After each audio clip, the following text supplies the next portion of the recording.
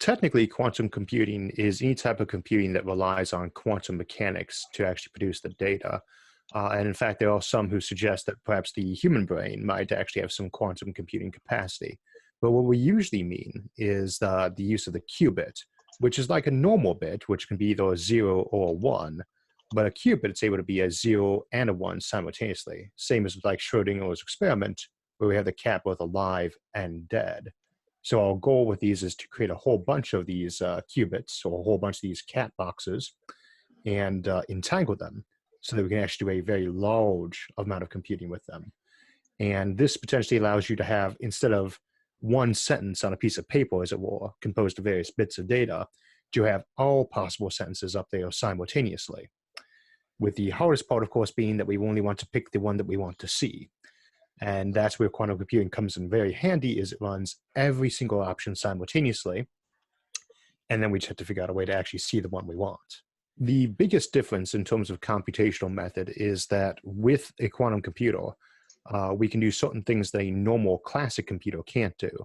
Almost any problem that you can set up on a classic computer has a version of it that's going to kind of snowball exponentially. So it has a very large number of possibilities.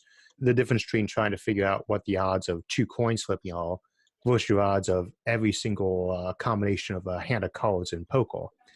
And with classic computing, every time you add another element that's connected to the others, you're increasing that amount quite a lot. And you can eventually start getting problems that are so complicated that even if you turn the entire planet into a computer, and even if it had 1 billion years to calculate, it still couldn't solve those. And of course, we use that for encryption models. And a quantum computer has the option to basically solve all of it simultaneously. So it's also very handy for things like search algorithms, because with a normal computer, you could tell it, I want you to find a single sentence in this library or database, and it's going to go through looking at each individual one.